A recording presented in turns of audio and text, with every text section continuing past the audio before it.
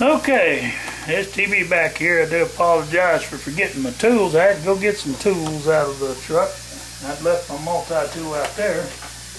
My case fell apart here a while back. It's one of them Walmart cases, but it's a Coleman style multi-tool. It's the first one I've ever bought.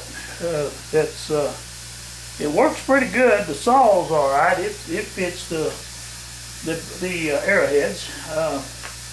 What we do is generally I'll put it in a vise. I don't have a vise in here,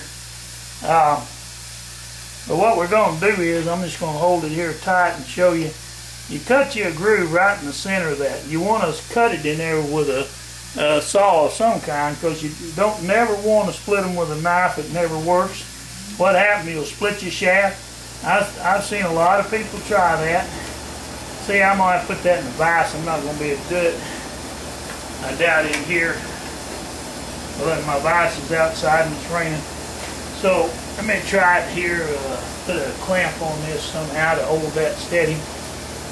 I had a little clamp here a while ago. What did I do with it? And my eyes ain't what they used to be. Let me go ahead and take these sling bows out of here. Put them back up.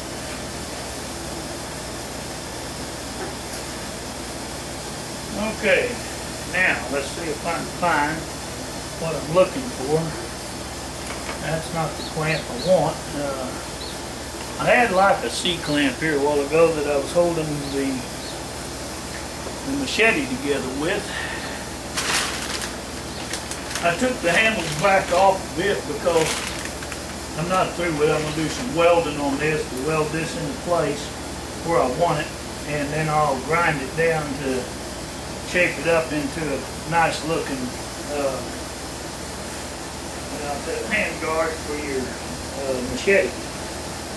That's what I was going to say is you don't, on them rivets, you can use wooden rivets like this oak 1/4-inch rod, but that's a machete. I was afraid, let me get this over here, 1/4-inch rod, so what this is, and it's made of oak. Now rod, you can drill your holes like I did earlier for the machete. You'll see that on my other video. It'll be a recent video when I upload it this afternoon. But they will fit in there just the same. This is a little bigger, in fact, than what my steel rivets are. I bought some steel rivets, but I'm just saying you can glue it together with probably 3/8 rod on this machete. I don't trust them little rivets to hold it on there necessarily, but you'll put your glue on the handle after you clean it all up and then glue that down. That's another subject. Let me get back to the cutting a groove. I got my chicken cooking over here, and I don't know nothing about that kind of cooking.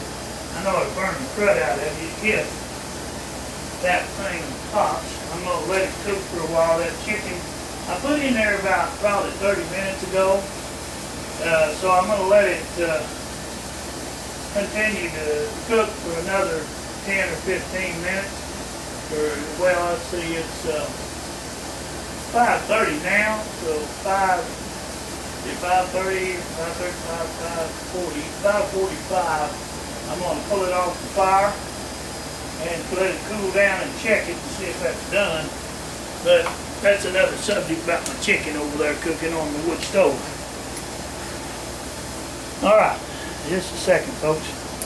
What I was going to do, if I can get this clamp down, the idea, you want some way to be able to hold this down, and seeing how that's not working out, we'll move this stuff. I'll get something here that will hold it down. Find a piece of wood, because I don't want to break my rod. That would be ridiculous, but we want to be able to hold it steady while we're working with the wood. And run this here clamp down. You want it tight enough to hold it so I can slice and dice.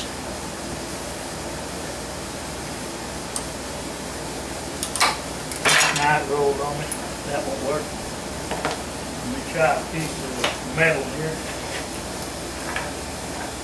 Gotta come up with something that'll hold that steady while I'm preparing it.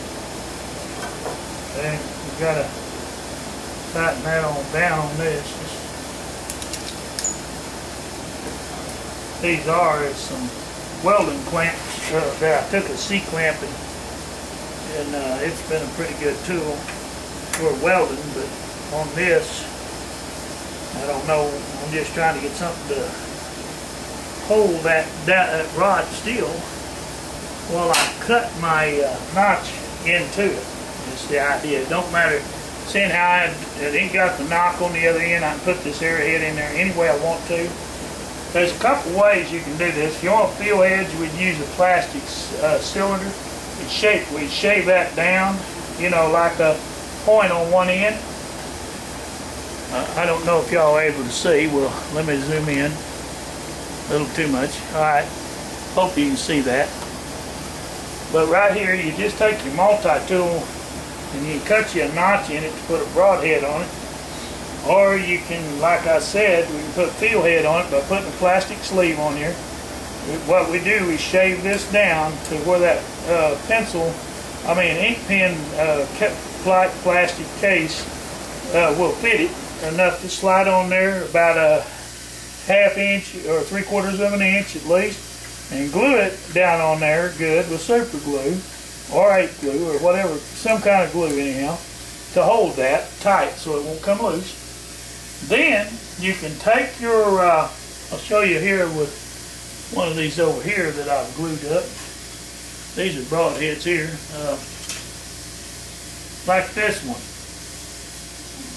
Instead of me having to worry about drilling that little old 1/4 inch stuff out, I glued a SKS brass casing on here. You see what I've done with this here?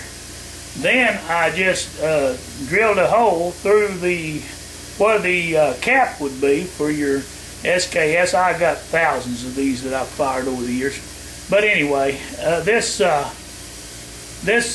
field head will screw right in there. You know, you'll glue it in there so it'll stay in there too. But that metal catches it on those threads too, and it won't, if you drill it with a small 1/4 inch drill bit, I believe it is. And then you can notch it here this way, or like I did here, you can do it this other way, which is better if you have a plastic sleeve, whatever I've done with it here. Nope, that's not it. I'm looking for, I had them here a while ago. There it is, right there, crossbow dart. I've got another crossbow dart around here, but you see that, I'm getting too close, I apologize. There we go, that's your knock, and that's just a ink pen, a Bic ink pen that I've cut off 2 inches. I shaved it down, I glued it on to the shaft, this arrow shaft right here.